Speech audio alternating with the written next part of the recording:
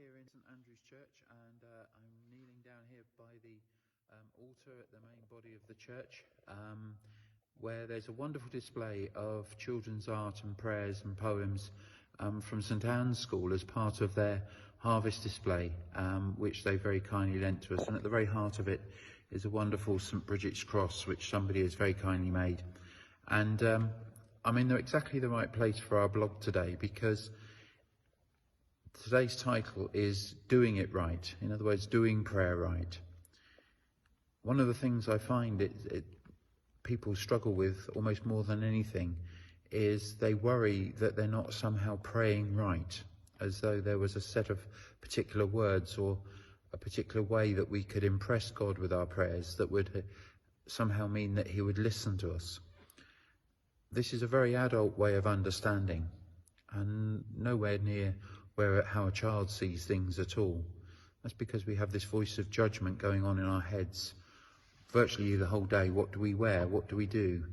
Have we got the right thing? Are we making ourselves look embarrassing? Whatever it might be, we worry about many, many things, and people, especially as we've come out of lockdown, are worrying about many things. But in prayer, Jesus offers us a completely different perspective, a different alternative. He says, unless you can come to me like a child, you'll never understand the kingdom of God. What does he mean by that? It needs unpacking a little bit. Well, one of the things is that he's not talking about you won't go to heaven when you die. That's something he's achieved through his love on the cross. What he's talking about is the kingdom of God, the wonder of life, the beauty of prayer, could be staring you right in the face. But actually, unless you choose to let yourself go beyond judgment, then you won't see it. It's like these prayers and this wonderful piece of art behind me. You can pick it apart and wonder whether all the spellings are right or all the prayers lined up properly and all manner of other things. Or you can delight in the fact that these are the children's words and what they want to say to God, and then join in with them. In that moment is almost everything, and you cross a divide, moving from judgment to freedom. One of the things that we struggle with as human beings, I think, is unconditional love. We say we know what unconditional love looks like. We maybe even believe we offer it to others.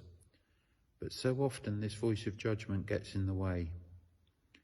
Unconditional love in the Bible is, perhaps as an example par excellence, is the story of Peter, Jesus' best friend, who 3 times disowns Jesus, as probably many of you know, and just when Jesus needed a friend most of all, and yet Peter was not there to be found.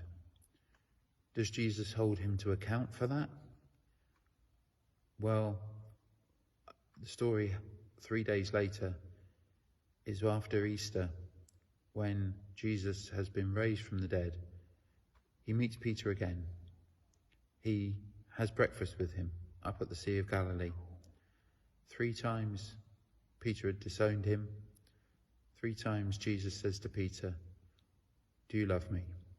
Not going back to the past, but reaching out to the future.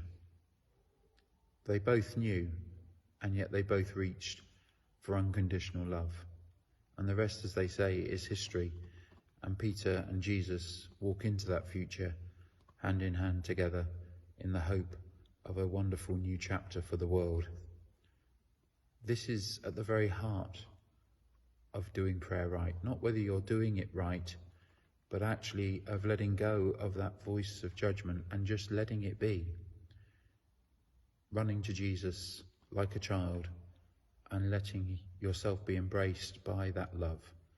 So whether you spare God a thought each day, whether you say a particular prayer, whether you listen to a particular piece of music, whether you forget all these things and actually you remember some many years later, God will welcome you always with open arms.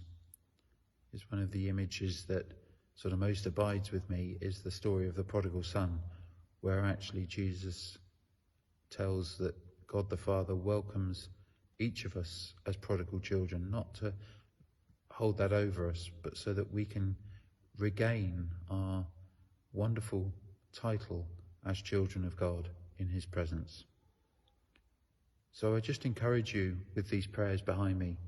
I'd encourage you in your life of prayer that when you pray, you are being fully human. You're not being particularly pious. You're actually just exploring the fullness of your humanity, that you're discovering your greatest calling and the greatest title you can have, which is to be known as a child of God, and then to run into his arms, knowing that love will be with you always. This is prayer. This is doing it right.